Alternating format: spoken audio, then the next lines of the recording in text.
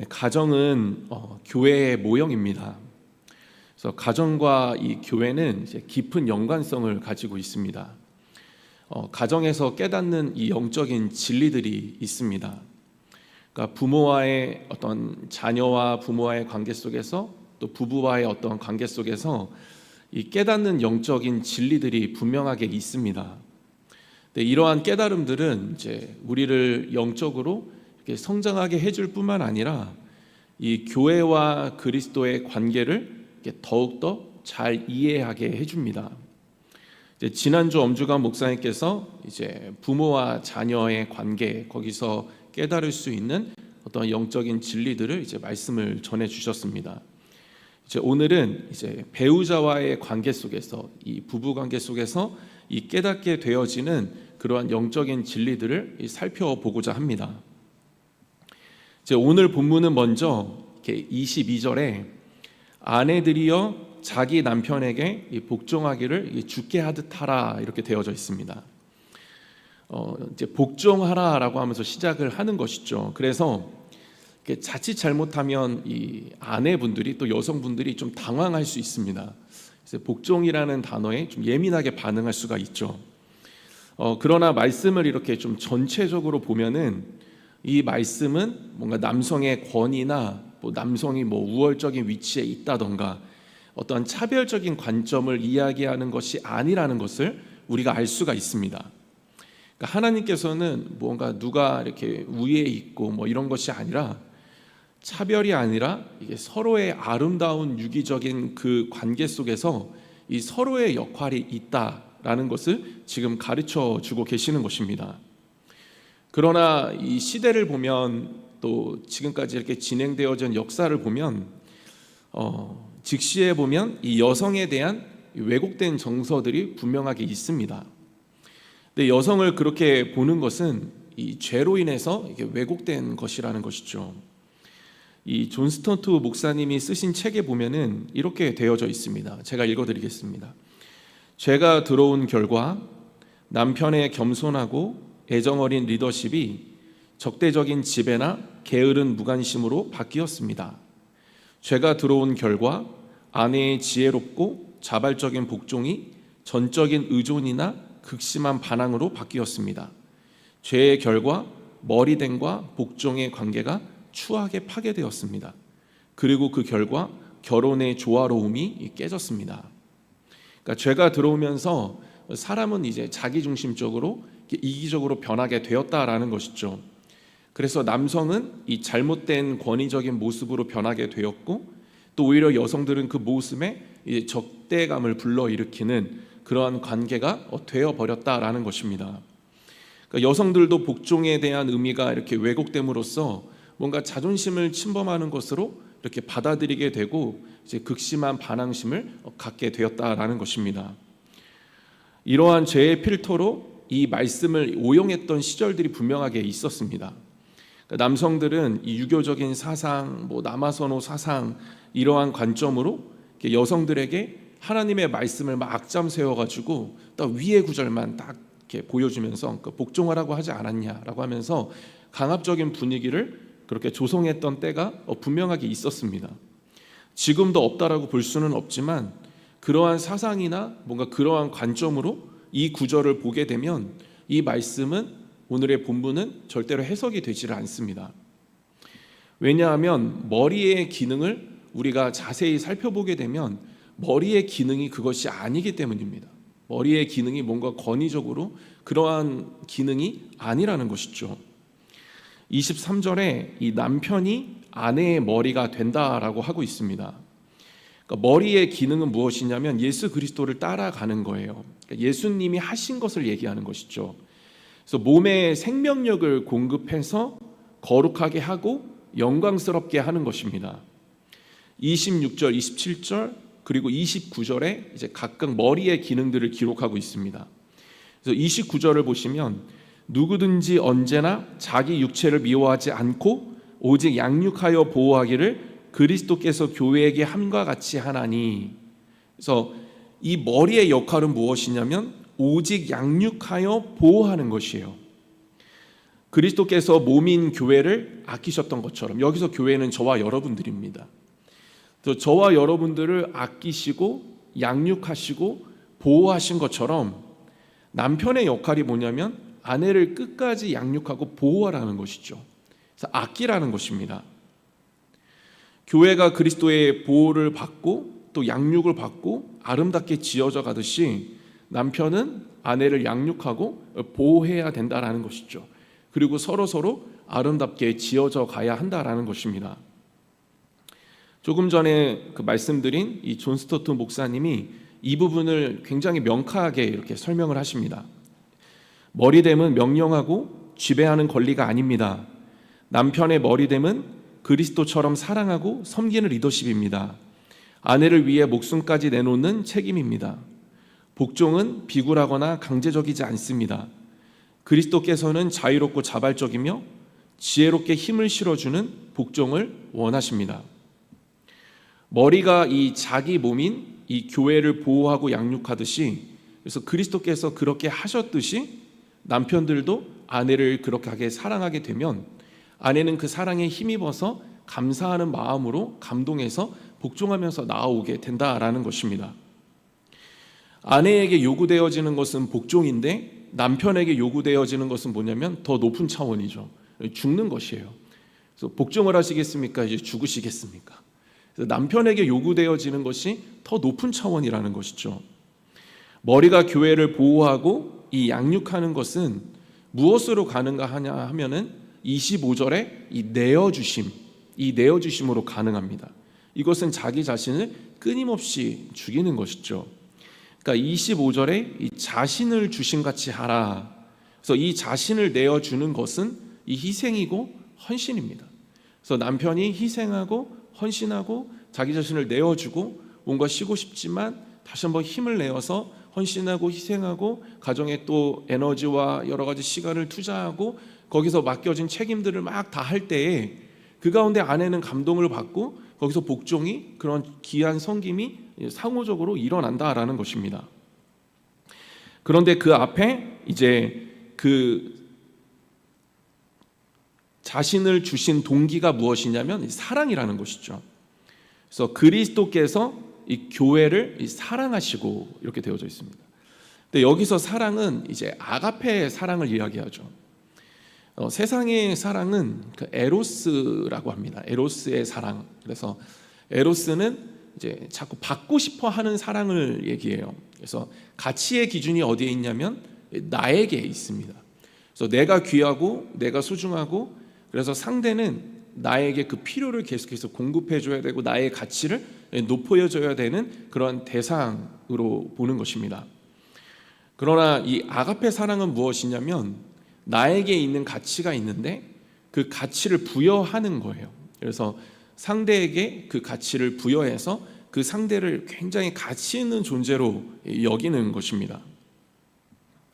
그래서 결혼을 하게 되면 이제 가치를 내가 내 스스로 내 안에 있는 가치를 이제 추구할 것이냐, 그래서 그 가치를 높이기 위해서 상대로 하여금 그 필요를 채울 것이냐, 이제 그것을 선택해야 된다라는 것이죠. 아니면 내 안에 있는 가치를 가지고 그 사람에게 부여해서 그 사람을 굉장히 가치 있는 존재로 여기면서 또 아름답게 여기면서 그렇게 대할 것이냐, 이렇게 선택해야 된다라는 것이죠. 예수님은 이 자신의 가치를 우리에게 요구하시지 않았죠. 우리는 절대 그 가치를 충족시킬 수 있는 존재가 아닙니다. 대신에 우리에게 그 그리스도의 가치를 우리에게 부여해 주셨죠. 그래서 우리를 사랑하시는 것입니다. 우리가 사랑스러워서 사랑하시는 것이 아니라 정말 자신의 가치를 우리에게 부여하셨기 때문에 우리를 사랑스러운 존재로 여기시고 그렇게 사랑하시는 것이죠. 그래서 조금 후에도 조금 자세하게 살펴보겠지만 먼저 말씀드리면 이 가치를 부여하는 사랑은 내 안에 그리스도의 가치가 분명하게 있는 자로부터 시작되어지는 것입니다. 그래서 내 안에 그리스도께서, 예수님께서 주신 가치가 분명하게 있죠. 근데 그 가치가 있으면 그것이 관점이 되는 거예요. 그래서 상대에게도 그리스도를 보는 것입니다. 제가 지난번에도 말씀드렸듯이 상대방 안에 있는 그리스도를 보고 그 가치를 증명하는 것이죠. 그래서 확정하는 거예요. 그래서 내가 먼저 그리스도 안에서 내가 존귀한 자라는 사실을 아는 자가 하는 것이 무엇이냐면, 상계에도 그리스도가 있기 때문에 나처럼 존귀한 자이구나, 그리스도 때문에 이 배우자가 이 존귀한 자이구나라는 사실을 깨닫고 가치를 부여하면서, 그래서 내 안에 있는 그리스도의 가치를 가지고 그리스도의 가치를 부여하면서 그렇게 사랑하는 것입니다. 이것이 바로 아가페 사랑이라는 것이죠. 그리고 이 언약이 주는 정신이 있습니다. 하나님께서 우리를 사랑하실 때 사랑스러워서 무언가 사랑할 만한 우리의 행함이나 조건이 있어서 사랑하시는 것이 아니라 언약을 맺으셨기 때문에 사랑을 하시는 거예요. 그래서 언약은 이제 사랑하기로 작정하신 언약입니다. 그래서 그 사랑은 이렇게 언약 가운데 이루어지는 것이죠. 그래서 작정하신 거예요. 우리도 이제 결혼이라는 것을 했을 때 언약을 맺습니다. 어떤 언약이냐면 서로 사랑하기로 언약을 맺는 거예요. 그래서 무슨 일이 있어도 사랑을 해야 되는 것입니다. 그래서 작정해야 되는 것이죠. 그래서 우리가 서로 사랑하기를 작정했다라고 한다면 그 언약 가운데서 우리는 끝까지 서로를 사랑해야 되는 것입니다. 그런데 사랑하지 못하는 이유는 무엇이냐면, 조금 전에도 말씀드렸지만 나의 가치를 추구하기 때문에 그렇습니다. 그래서 우리가 하나님의 그 언약 가운데서 하나님의 사랑을 받는 것은 가치를 부여받는 아가페 사랑이듯이, 우리도 이 결혼이라는 언약 가운데 있다라고 한다면 끝까지 상대방에게 가치를 부여하면서 그 아가페 사랑으로 계속해서 사랑하며 나아가야 된다라는 것이죠. 이 일을 누가 먼저 시작해야 되는가 하냐면 남편이 시작해야 된다라고 되어져 있습니다. 그런데 여기서 이제 좀 의문이 생기실 수 있을 거예요. 나는 아직 남편이 믿지 않는데, 아니면 이렇게 이게 남편은 나에게 아직 그럴 정도의 신앙이 되지 않는데, 그런 의문을 가지실 수가 있습니다. 그래서 여기서의 또 하나의 의미는, 이 남편의 의미는 무엇이냐면 영적인 가장이에요. 그래서 내가 아내이지만 내가 영적으로 먼저 은혜 받고 하나님 앞에 서 있다라고 한다면 내가 남편의 역할을 먼저 시작해야 되는 것이죠. 그래서 남편의 역할을 먼저 할 때, 내가 영적인 가장으로서 먼저 희생하고 헌신할 때 그 가정에 그것을 받는 배우자가 감사함으로, 감동으로 그것을 깨닫게 되어지고 복종함으로 나아오고 서로 섬기는 관계 속에서 그 그리스도와의 교회의 관계의 정신을 알게 되어지고 그 은혜 속에서 아름답고 거룩하게 세워져 간다라는 것입니다. 그렇다면 예수님께서 어떻게 교회를 양육하시고 보호하셨을까요? 예수님께서는 지금도 이 말씀으로 교회를 양육하십니다. 제자들에게도 말씀으로 양육을 하셨죠. 그래서 양육하실 때 끝까지 사랑하시는 인내와 용납으로 양육을 하셨습니다. 그리고 그리스도가 교회를 보호하시는 것은 어떤 것으로 보호하시는 것이냐면, 자신이 죽으심으로 말미암아 더 이상 정죄나 수치가 없게 하시는 거예요. 그것으로 보호하시는 것입니다. 그래서 그리스도께서 우리를, 교회를 보호하신다라는 것은 이 정죄와 수치, 이 사망의 권세로부터 이 보호하신다라는 것을 의미합니다. 악한 세력들의 참소나 음부의 권세로부터 하나님의 보호하심을 받게 하는 것이죠. 그래서 예수님의 보호는 하나님과의 관계를 화목하게 하는 거예요. 그리고 회복시키시고, 그리고 화평을 회복시켜 주심으로 말미암아 하나님으로부터 이렇게 보호를 받게 하는 것입니다. 머리인 남편의 역할이 무엇이냐면 바로 이것이라는 것이죠. 예수님이 이 교회를 보호하시고 양육하셨듯이 남편이 그렇게 해야 된다라는 것입니다. 그래서 남편은 아내가 그리스도를 투영하는 존재가 되는 거예요. 그래서 아내는 남편을 바라보면서 그 안에 그리스도를 보는 것입니다. 남편은 계속해서 그 아가페 사랑을 보여줄 때 아내는 그리스도의 마음과 사랑을 그 가운데서 깨닫게 되는 것입니다. 하나님께서는 가정 안에서 실제로 사랑을 경험시켜 주시는 거예요. 우리가 말씀에서 막 하나님의 사랑을 안다라고 하지만 그 사랑을 가슴에서는 알지 못할 때가 있습니다. 머리로 알지만 사랑이 가슴으로 느끼지 못할 때가 있다라는 것이죠. 왜냐하면 경험이 없기 때문입니다. 그래서 하나님께서는 가정에서 경험을 통해서 부부의 그 사랑을 통해서 그 사랑을 가르쳐 주시는 것이죠. 남편은 자신의 희생을 통해서 아내로 하여금 그리스도의 사랑을 알게 해야 된다라는 것입니다. 그래서 아내가 하나님의 보호를 받게 하는 거예요.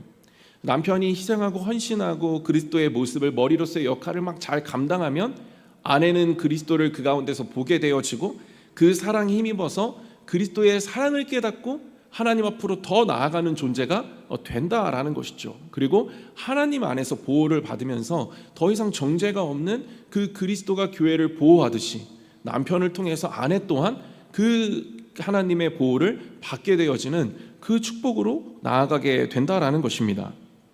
그리고 남편이 아내를 양육할 때 이렇게 영적으로 아내는 성장을 하게 되죠. 그래서 그리스도가 하셨듯이 이 양육은 무엇으로 해야 되냐면 말씀으로 해야 되는 것입니다. 그래서 26절에 이는 곧 물로 씻어 말씀으로 깨끗하게 하사 거룩하게 하시고, 그래서 무엇으로 양육을 해야 되는가 하면은 말씀으로 양육을 해야 된다라는 것입니다. 그런데 여기서 이제 영적인 가장이 배우자에게 말씀으로 양육을 해야 되는데 예수님께서 우리에게 어떻게 말씀으로 양육하셨는지를 이렇게 보면은 하나님의 말씀을 본인이 먼저 행하는 것으로 가르쳐 주셨습니다. 그래서 남편이 아내를 말씀으로 양육한다라는 것은 남편이 먼저 하나님의 말씀을 받고 먼저 순종하는 것을 이야기해요. 그럴 때 그 가운데 나오는 진정성이 있기 때문에 그렇습니다. 그래서 예수님께서는 철저하게 이 땅 가운데서 하나님의 말씀대로 순종하셨죠. 그리고 제자들에게 그것을 가르쳐 주셨습니다. 그래서 남편이 말씀으로 아내를 양육한다라는 것은 먼저 살아내는 것이고 그 살아내는 말씀의 입술 속에서 그 권위가 실리고 능력이 되어서 아내의 마음을 움직인다라는 사실이죠. 말씀으로 양육할 때 어떻게 되어지냐면 거룩하게 하시고 깨끗하게 하사, 그러니까 거룩한 성도로서 자세를 지키면서 함께 하나님 앞에서 살아갈 수가 있는 것입니다. 그리고 또 말씀 앞에 있을 때에 거룩하고 흠이 없는 존재로서 하나님의 그 아가페 사랑을 가지고 흔들리지 않는 존재로 계속해서 살아갈 수가 있는 것이죠. 그래서 영적인 가장이 배우자를 말씀으로 양육할 때 말씀 안에서 서로가 변화되는 것입니다. 이 양육하는 자는 먼저 말씀으로 살아가면서 자신이 먼저 은혜를 경험하고 변화되어지고 또 그것을 나눌 때 상대가 그것을 능력으로 받고 그래서 함께 거룩하고 또 흠이 없는 존재로서의 정체성을 인식하고 그렇게 거룩하고 구별된 삶을 하나님 앞에서 같이 살아가는 것입니다. 그런데 남편이 이렇게 영적인 가장으로서의 역할을 다 하려면 먼저 해야 되는 것이 있다라고 오늘 본문은 기록을 하고 있습니다. 33절에 자기 몸을 먼저 사랑해야 된다라는 것이죠. 그러니까 나를 먼저 건강하게 사랑해야지만 그 사랑으로 남을 살릴 수가 있다라는 거예요. 그래서 소경을 절대로 인도할 수가 없습니다. 그래서 내가 먼저 아가페 사랑으로 충만하여질 때 그 사랑이 흘러가고 그 사랑이 능력이 되어서 아내를 변화시키는 힘이 된다라는 것입니다. 그런데 여기서 자기를 사랑해야 되는데 누구를 거쳐야 되냐면 그리스도를 거쳐야 되는 것이죠. 만약 여기서 자기를 사랑하는 것이 철저하게 자기애에 기초하게 된다라고 한다면 이기적인 사랑으로 그것이 바뀌게 되고 그 이기적인 사랑은 계속해서 상대에게 복종을 계속해서 권하는 그러한 죄로 발전되게 됩니다.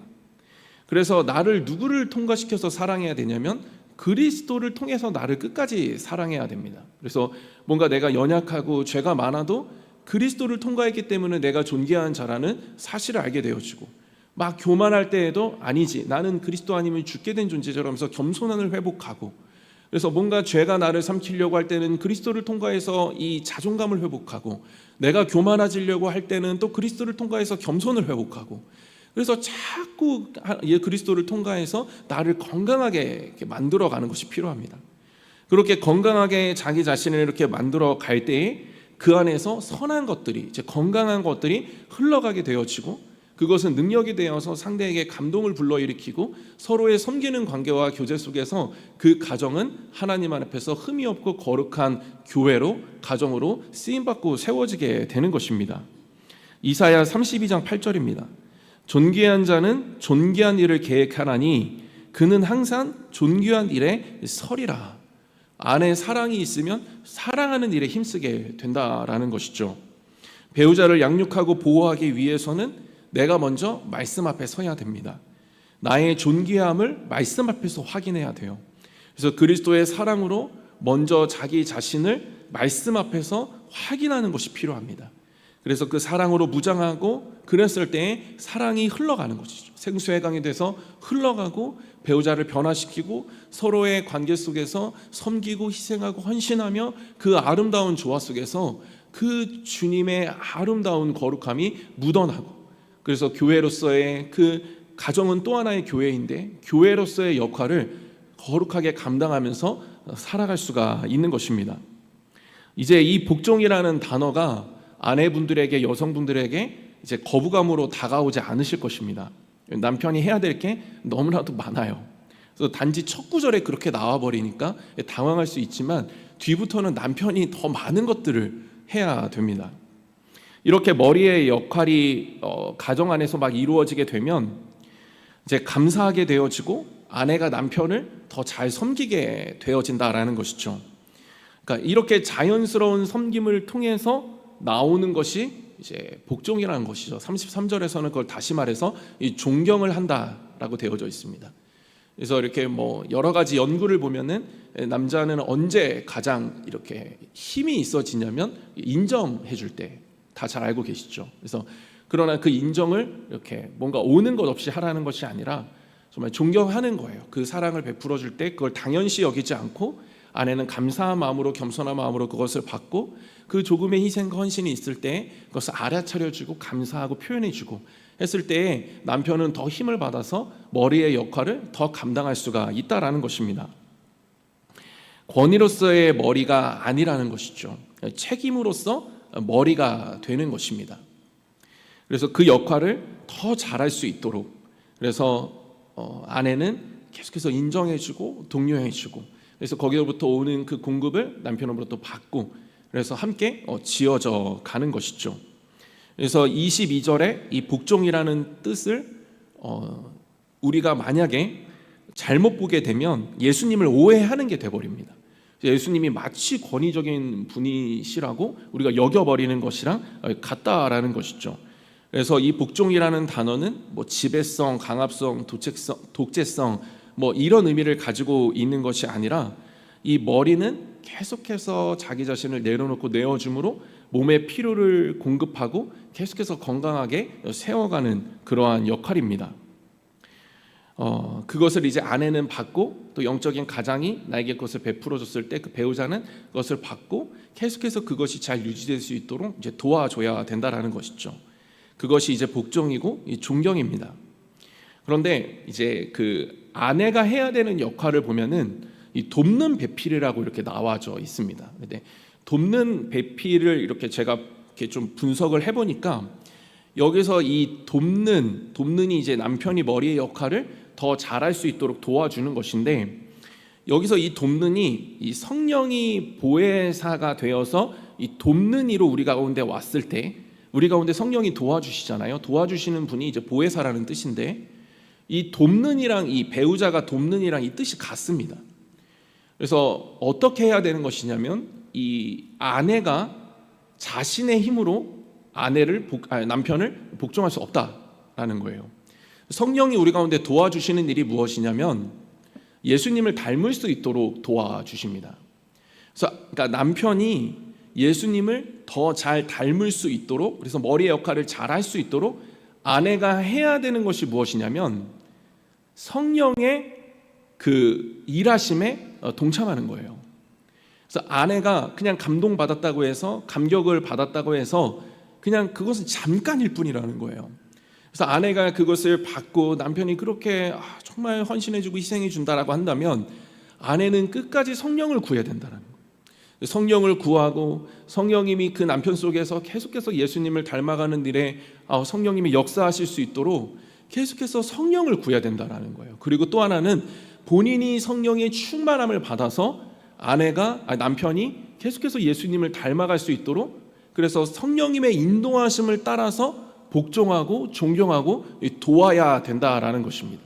그래서 남편 안에 있는 성령님이 계속해서 역사하셔서 남편이 예수님을 닮아갈 수 있도록, 뿐만 아니라 아내는 성령을 구해서 성령의 인도하심을 따라가며 성령의 마음 주시면, 행함을 깨닫게 해주시면 그대로 섬기고 복종하면서 그렇게 나아가야 된다라는 것입니다.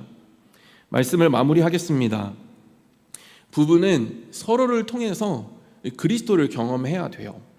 그래서 예수님께서 이 교회인 나에게 베풀어 주시는 그 사랑을 거기서 우리는 깨달아야 합니다. 남편은 책임을 다해서 가정에 자기를 내어주면서 임해야 됩니다. 그리고 아내는 남편이 그 책임을 계속해서 잘 감당할 수 있도록 이 남편의 내어줌을 당연시 여기지 않고 잘 발견하고 또 알아차려서 이 남편을 잘 섬기는 곳으로 복종하고 존경해야 합니다. 이 아름다운 관계가 계속해서 잘 지속되어질 수 있도록, 그래서 서로의 그 공급과 그것을 받고 더 잘할 수 있도록 세워지는 그 관계 속에서 계속해서 하나님 나라가 경험되어질 수 있도록 가정에서 그렇게 힘써야 된다라는 것이죠. 머리가 역할을 잘 하도록 아내가 복종할 때 남편은 영적인 과정은 더 힘을 받게 되어져 있고, 그래서 더 섬길 때 아내는 더 복종하고 존경하게 되어져 있고, 그랬을 때 더 든든하고 강하고 더 깊이 있고 신비로운 그 그리스도와의 교회의 관계가 그 가운데 온전히 회복되어짐으로 말미암아 하나님이 영적으로 깨닫게 해주신 그 진리가 넘쳐나서 계속해서 하나님 주시는 그 영적인 행복이 넘쳐나는 귀한 가정이 그렇게 되어가는 것입니다. 저는 저와 여러분 모두가 정말 내가 어떤 위치에 있든지 남편이 될 수도 있고 아내가 될 수도 있습니다. 그래서 영적으로 또 남편이 될 수 있고 아내가 될 수 있습니다.